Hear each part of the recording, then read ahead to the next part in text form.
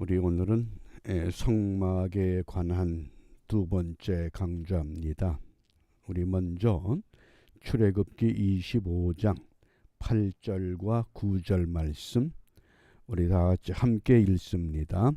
내가 그들 중에 거할 성소를 그들이 나를 위하여 짓되 무릇 내가 네게 보이는 모양대로 장막을 짓고 기구들도 그 모양을 따라 지을지니라. 아멘. 이 성막, 성소, 장막, 범막, 회막, 증거막 다양한 이름들을 갖고 있습니다. 세 가지 명칭은 꼭 기억하시기 바랍니다. 첫 번째, 성막. 성막은 무엇을 의미하는가? 두 번째, 장막, 장막. 그리고 세 번째, 성전.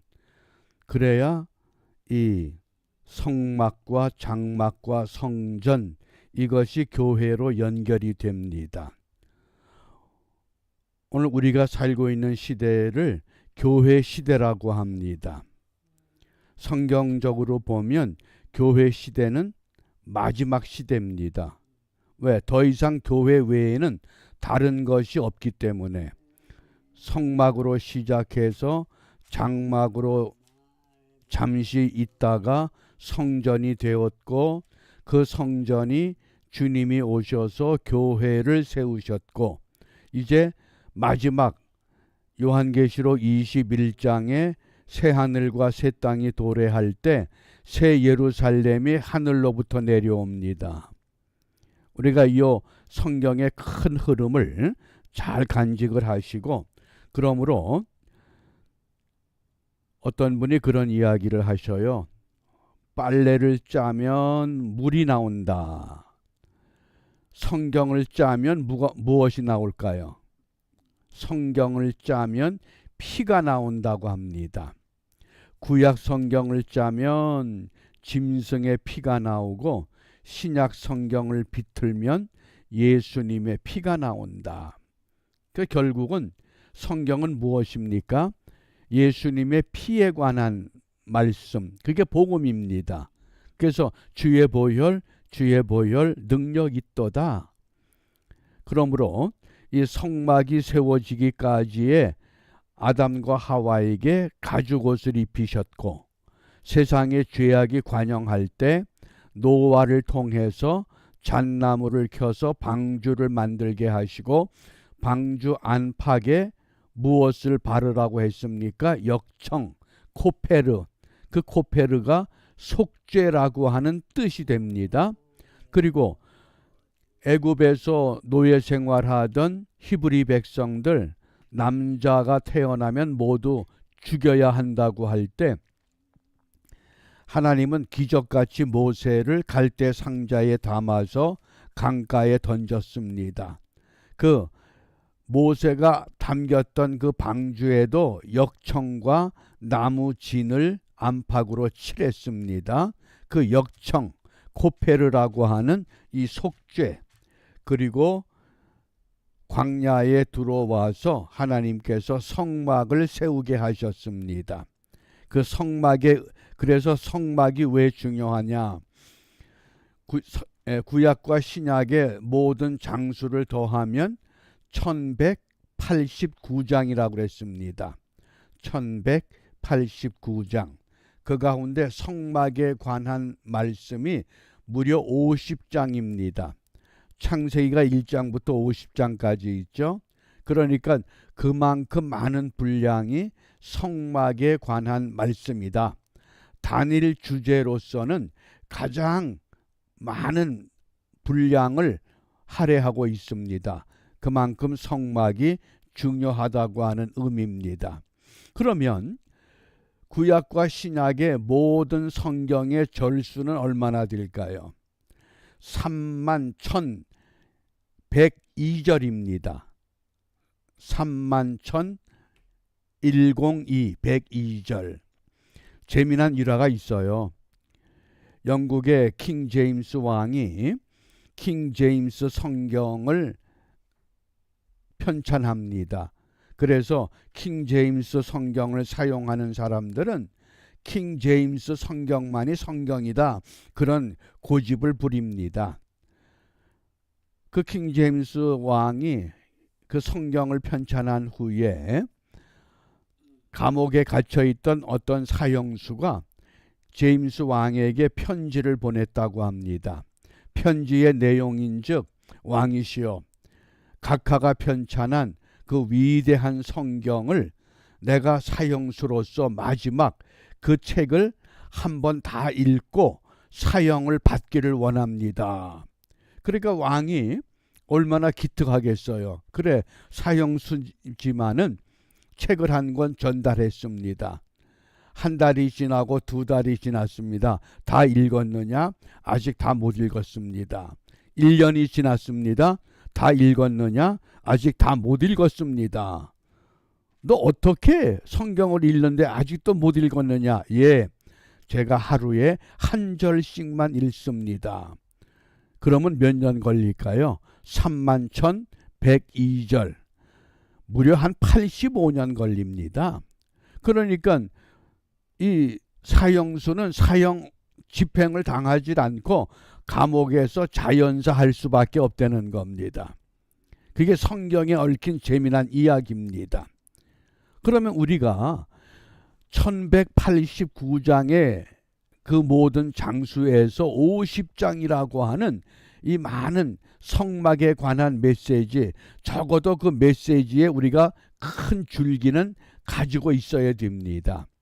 성막이 무엇이라고 설명했습니까? 성막을 예수 그리스도의 모형이라고 하는 겁니다.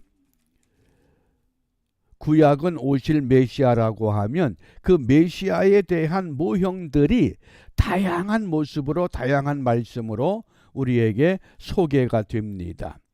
그래서 이 성막의 평면도를 늘 마음에 두시기 바랍니다.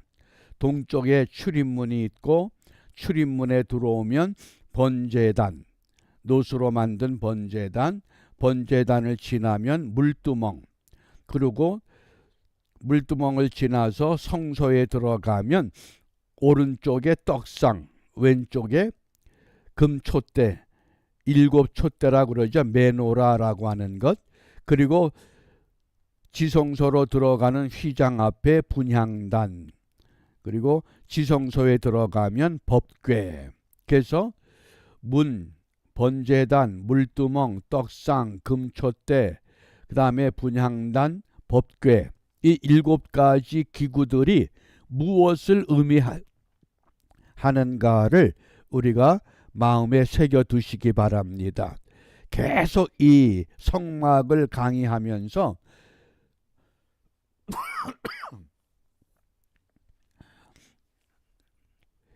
이 성막의 이 평면도에 대해서 계속 소개하게 됩니다. 예.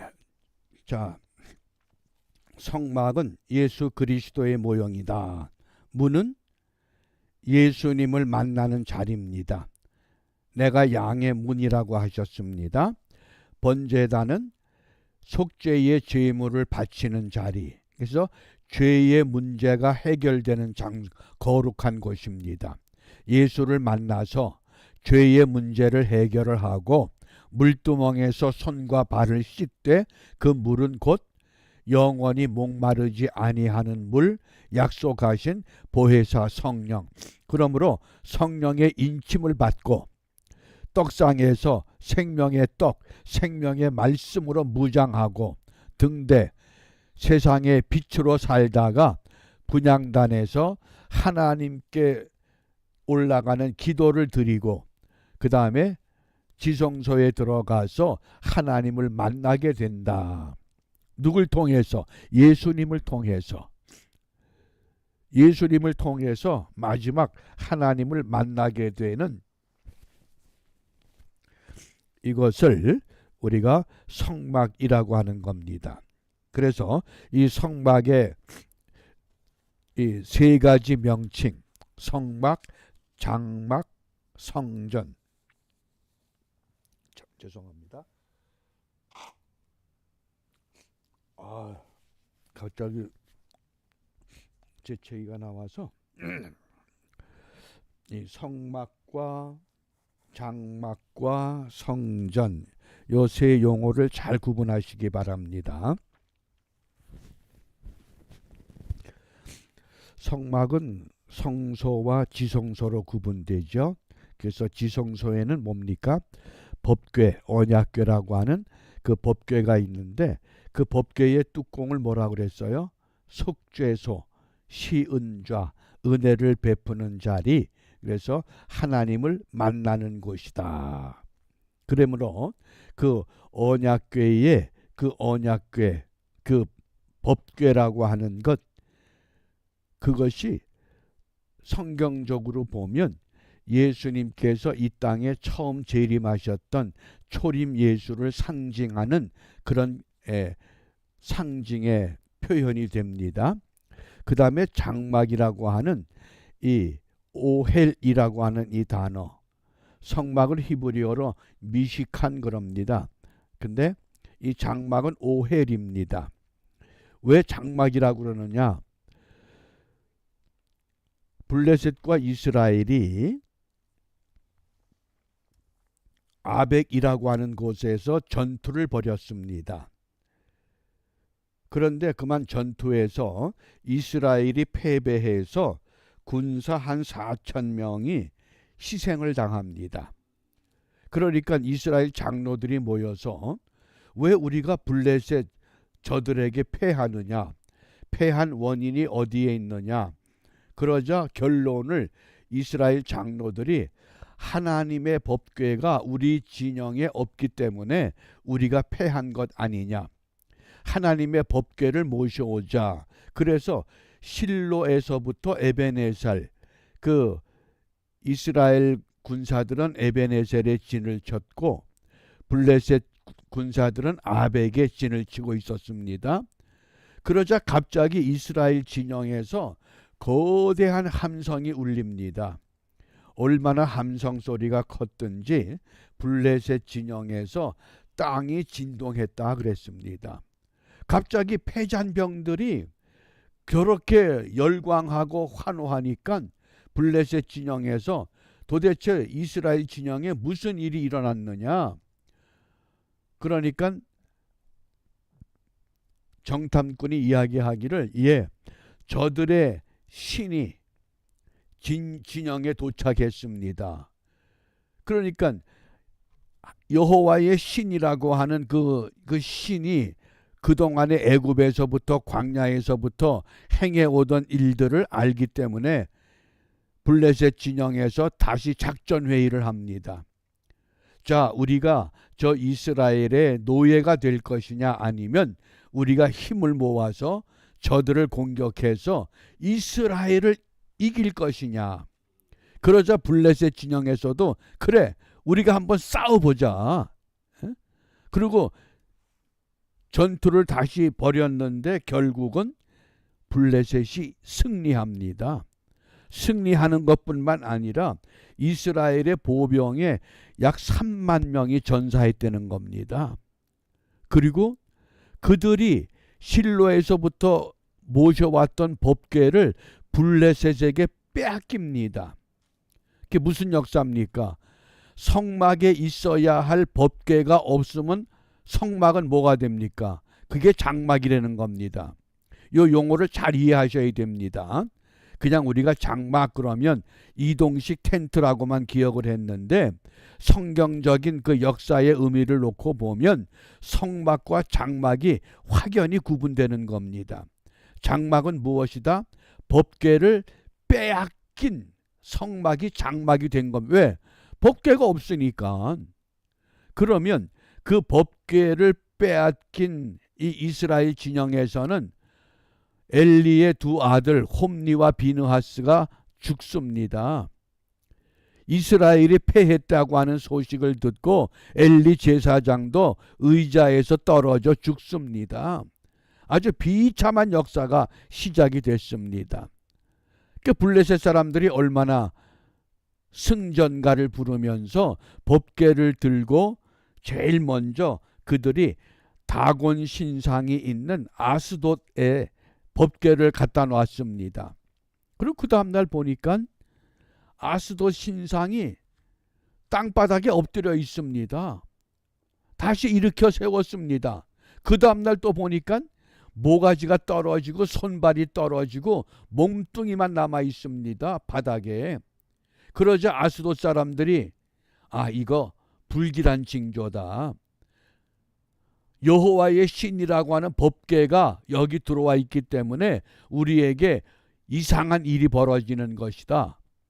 뭐 설마 우연의 일치겠지. 그런데 그 다음에 하나님이 아스돗에 독정이라고 하는 전염병을 발합니다. 무수한 사람들이 고통을 받습니다. 그러자 아스돗 주민들이 이 법궤를 가드로 옮깁니다. 가드에도 똑같은 일이 벌어집니다. 에그론으로 옮깁니다. 에그론에도 똑같은 일이 벌어집니다. 이렇게 해서 법궤가 블레셋 진영에서 7달을 머물게 있었습니다. 몇 개월이요? 7개월. 그러자 블레셋 진영에서 자, 그러면 정말 이 여호와의 신이라고 하는 이 법궤 때문에 재앙이 우리에게 임했는지 임하지 우연인지 한번 우리가 확인을 해보자. 그리고 처음 새끼를 난 두 암소, 그 새끼 송아지는 우리에 가둬놓고 멍에를 메어보지 아니한 두 암소에다가 멍에를 메우고 수레를 만들어서 법궤를 얹고 거기에 블레셋을 상징하는 금쥐 5, 금독종 5, 그것을 올려놓고 자, 그러면 여기 에그론에서부터 자 벳세메스까지 이 암소가 좌우로 치우치지 않고 곧장 가면 이건 분명 여호와의 신에 의한 재앙이다. 그렇게 전략을 짠 겁니다. 근데 어떻게 됐나요? 두 암소가 뒤에서는 방금 낳은 새끼들이 젖달라고 울부짖는데 두 암소가 좌우로 치우치질 않고 벳세메스로 곧장 갔다는 겁니다. 그것을 보고서 블레셋 진영에서 이 재앙은 우연이 아니라 이스라엘의 신 여호와께서 우리에게 주신 재앙이구나. 그리고 법궤가 돌아갔습니다. 그리고 그 법궤가 어디에 머물러 있습니까? 그 기럇 여아름 아비나답의 집에 와서 거기서 무려 20년을 있습니다. 그러니까 법궤가 머무는 그곳에는 하나님이 복을 주십니다. 그 복을 누리는 겁니다. 얼마 동안 법궤가 장막을 이 성막에서 떠나서 머물게 됩니까? 학자마다 조금씩 견해가 다른데 어떤 사람은 뭐 112년, 어떤 사람은 뭐 100년 몇 개월, 그죠? 100년서 112년 동안 언제까지? 솔로몬이 성전을 건축할 때까지. 법궤를 빼앗긴 때부터 시작해서 솔로몬이 성전을 짓고 성전에다가 법궤를 모셔오게 된 겁니다. 이해가 되시죠? 그래서 성막은 성소와 지성소가 갖추어져 있을 때 성막이라고 부르고 장막은 법궤가 없는 천막을 장막이라고 부르는 겁니다. 그것이 결국은 솔로몬 시대에 와서 성전이 세워진 겁니다. 그런데 그 솔로몬 성전이 바벨론의 북쪽 이스라엘이 무너지고 남쪽 유다가 망하고 그리고 결국 기원 후 70년 7월 9일이죠. 로마의 디도 장군이 예루살렘을 공격해서 예루살렘 성을 완전히 무너뜨립니다. 어마어마한 피해를 봅니다. 그때 이 로마 디도 장군이 어떠한 일을 했느냐? 그 행적을 잠깐 우리가 살펴봅니다.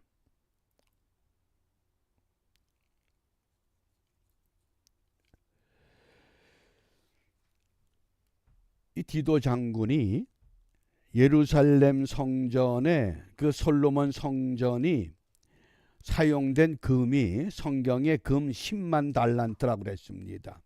10만 달란트. 성막의 바닥은 땅바닥이잖아요. 성전의 바닥은 뭡니까? 그게 황금이라는 겁니다. 그러니까 10만 달란트인데 1달란트가 68kg.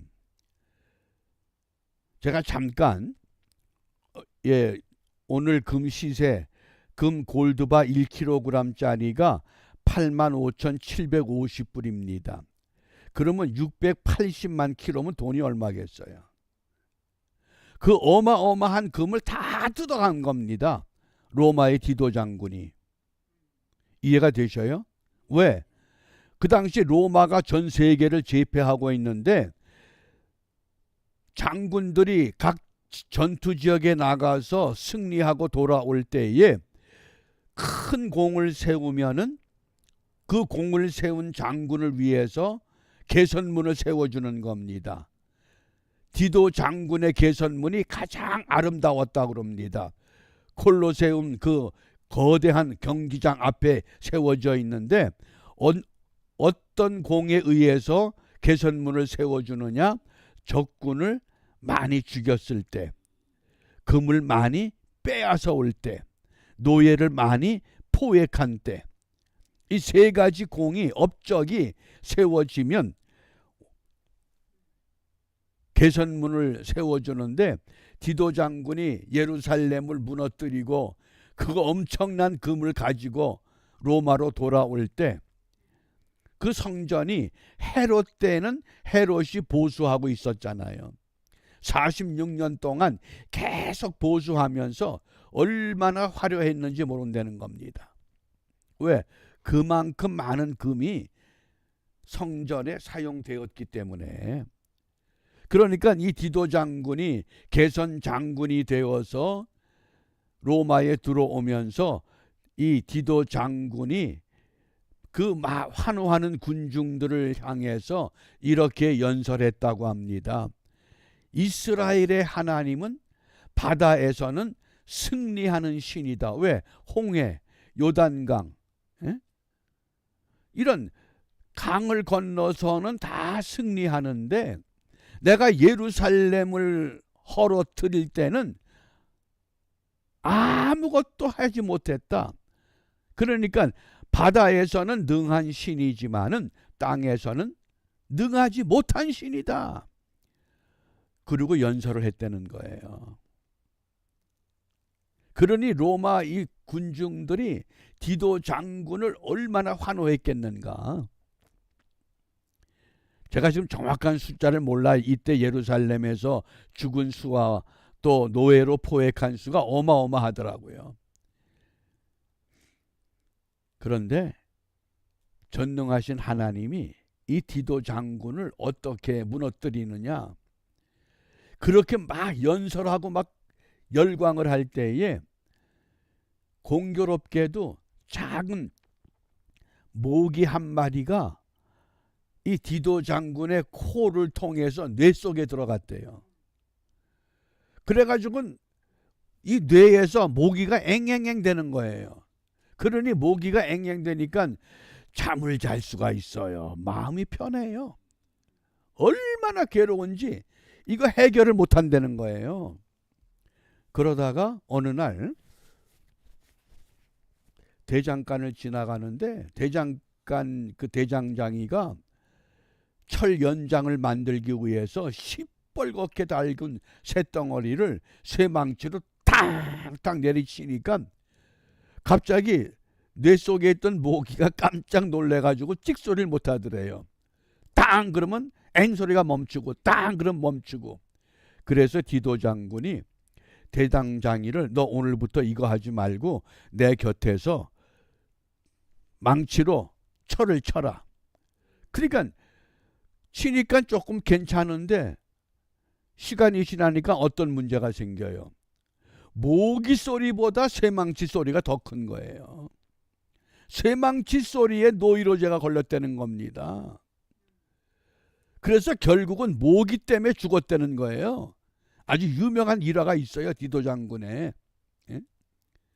왜? 하나님은 능하시거든요. 네가 성전을 그렇게 헐뜯었어? 그래. 그러면 너는 어떻게 무너지는가 보라. 네가 그렇게 위대한 장군이야? 모기 한 마리에 무너지고 만드는 겁니다. 그게 인간의 모습이라고 하는 거예요. 그러면 왜 하나님은, 전능하신 하나님은 로마 디도 장군을 모기 한 마리로 무너뜨릴 수 있으면서도 예루살렘 성전이 다 뜯겨나가고 회파되도록 가만 계셨는가 하는 거예요. 뭐 때문에? 왜 그럴까요? 그 이유가 성경은 이렇게 말씀을 하는 겁니다. 성전은 뭐 하는 거룩한 장소예요? 매번 짐승의 피를 바쳐서 속죄를 확인하는, 짐승의 피가 바쳐지는 성전은 무너져야 한다는 거예요. 이해가 되셔요? 오늘날까지 짐승의 피를 바쳐야만 속죄가 된다 그러면 우리는 매주일 최소한도 비둘기 한 마리는 가지고 가서 잡아 죽여야 되잖아요. 짐승의 피가 바쳐지는 성전은 무너질 수밖에 없다는 거예요. 우리 예수님께서 마가복음 13장 2절입니다. 이 말씀 함께 읽습니다. 예수께서 이르시되 내가 이 큰 건물들을 보느냐? 돌 하나도 돌 위에 남지 않고 다 무너뜨려지리라. 예루살렘 성전, 그 화려한 성전, 솔로몬 성전, 금이 그렇게나 많이 들어갔던 화려했던 성전, 한 개선 장군에 의해서 완전히 붕괴되고, 왜? 짐승의 피가 바쳐지는 성전은 하나님 앞에 무의미하다는 겁니다. 그러면 그 성전은 무너지고 우리 예수님께서 무엇을 말씀하셨습니까? 베드로가 신앙 고백하고 났을 때 베드로의 신앙 고백을 아시죠? 주는 그리스도시요 살아계신 하나님의 아들입니다. 그러자 예수님께서 약속하셨습니다. 우리 마태복음 16장 18절 말씀 함께 읽습니다. 또 내가 네게 이르노니 너는 베드로라. 내가 이 반석 위에 내 교회를 세우리니 음부의 권세가 이기지 못하리라. 반석 위에 교회를 세우겠다. 이젠 성전 시대가 아니라 무슨 시대예요? 교회 시대. 그래서 교회 시대는 마지막 시대예요. 교회가 마지막 시대에 하나님을 만나야 할 거룩한 장소가 됐습니다. 그런데 그 교회를 사도 바울은 어떻게 설명을 했어요?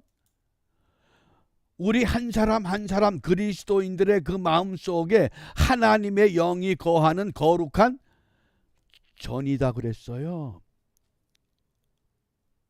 보여지는 세워지는 건물의 교회가 아니라 그리스도인 한 사람 한 사람이 온전한 교회로 회복되기를 원하시는 게 그게 성막의 의미예요. 과거에는 성막을 통해서 하나님이 광야에서 하나님의 백성들을 만났습니다. 그러나 그 성전이 무너졌고 이제는 우리 예수님께서 우리를 대신해서 죽으셨고 하늘로 오르셨기 때문에 이제 우리를 어떻게 만나기를 원하셔요? 내가 다시 이 땅에 올 때에 어떻게 오신다고 말씀하셨습니까? 자, 요한계시록 21장 2절이에요. 2절 함께 읽습니다. 또 내가 보매 거룩한 성 새 예루살렘이 하나님께로부터 하늘에서 내려오니 그 준비한 것이 신부가 남편을 위하여 단장한 것 같더라. 거룩한 성 새 예루살렘, 그 새 예루살렘이 내려올 때에 누가 그곳에 들어갑니까? 주의 영이 계신 그곳에 자유함이 있고 우리 한 사람 한 사람 내 속에 하나님의 영이 거하기 때문에 거룩한 성전의 삶이 회복될 때에 그 성 예루살렘에 우리가 함께 참여하는 줄 확신하시기 바랍니다. 그래서 요한계시록 19장에서 무슨 옷을 입으라 그랬어요? 우리 19장 13절 함께 읽습니다. 또 그가 피 뿌린 옷을 입었는데 그 이름은 하나님의 말씀이라 칭하더라. 저는 이제까지 피 뿌린 옷, 그래서 물론 예수님의 보혈로 우리가 씻김을 받은 또 거룩한 성도들의 행실, 이렇게까지만 이해를 했었는데 성막을 공부하고 준비하면서 아주 깊은 진리가 하나 숨어 있었더라고요. 이 세마포 옷은, 이 왼쪽의 옷은 대제사장이 입는 옷이죠. 오른쪽의 옷은 뭐예요? 일반 제사장이 입는 세마포예요. 근데 우리는 거룩한 세마포 그러면 전부 하얀 것만 생각했잖아요. 근데 그렇지 않다는 거예요. 제사장이 세마포를 입을 때에 이 세마포에 피를 뿌려준다는 거예요. 피가 있어야 된다는 거예요. 이렇게 보면 빨간 피자국들이 있더라고요. 그 피자국이 뭐냐? 그 피자국이 있어야 거룩한 세마포가 된다는 거예요. 이게 상징이잖아요. 제사장이 제사의 일을 이루기 위해서 피 뿌린 세마포를 입어야 돼요. 그러면 우리는 오늘날 예수님이 나를 위해서 보혈을 흘리셨다고 하는 그 믿음, 그 약속, 그 말씀을, 하나님의 말씀을 믿어야 된다는 거죠. 나는 예수님의 보혈이 뿌려진 옷을 입었습니까? 그러면 아멘 하면 되는 거예요. 그게 희미해지면 우리는 피 뿌린 옷을 입지 못한 증거가 되죠. 이제 정리합니다. 성막이라고 하는 것은 성소와 지성소가 갖추어져 있고 법궤가 안치된 거룩한 장소, 장막은 법궤를 빼앗긴, 법궤가 없는 천막, 그게 장막이에요. 그것을 솔로몬이 성전을 세우면서 그 법궤를 성전으로 모셔왔어요.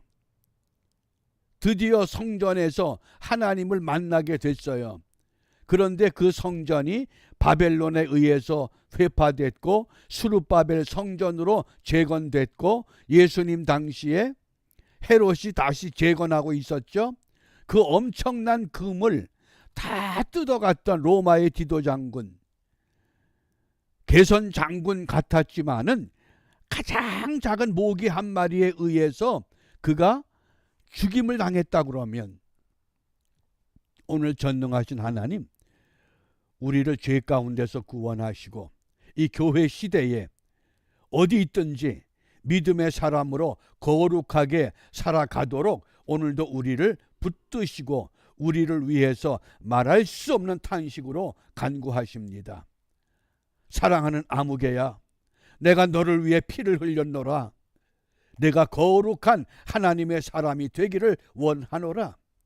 우리 한 사람 한 사람 피 뿌린 옷을 입고 내 안에 하나님의 영이 거하는 거룩한 성전으로 다듬어져서 새 예루살렘이 내려오는 그때에 그 모두가 예루살렘에서 새롭게 만나 큰 기쁨의 잔치에 참여할 수 있는 우리 모두가 되시기를 주님의 이름으로 축복하며 주님의 이름으로 부탁합니다. 기도하겠습니다. 은혜로우신 아버지 하나님, 감사합니다. 성막을 통해서 하나님이 우리와 함께 어떻게 역사하시는가를 세밀하게 알려주시고 깨닫게 하시고, 이제 우리가 진정 이 교회 시대에 하나님의 거룩한 백성이 되어 어느 곳에서 무엇하든지 하나님의 사람답게 살아가도록 우리를 적극 지원하시는 성령의 말할 수 없는 탄식의 간구 소리를 들어가며 매 순간순간 우리 한 사람 한 사람 이 땅에 거룩한 흔적을 새겨갈 수 있도록 축복하여 주시옵소서. 그리함으로 이 혼탁한 때에 하나님의 사람들이 이 땅에 있다고 하는 그 이유 때문에 무너지는 세상 다시 한번 회복시켜가며 멸망하는 생명들 다시 한번 예수님 앞으로 이끌어내는 구원의 역사가 새롭게 일어나는 은혜의 사람들로 우리 모두를 축복하시고 하나님의 거룩한 도구로 사용하여 주시옵소서. 예수님 이름으로 기도합니다. 아멘.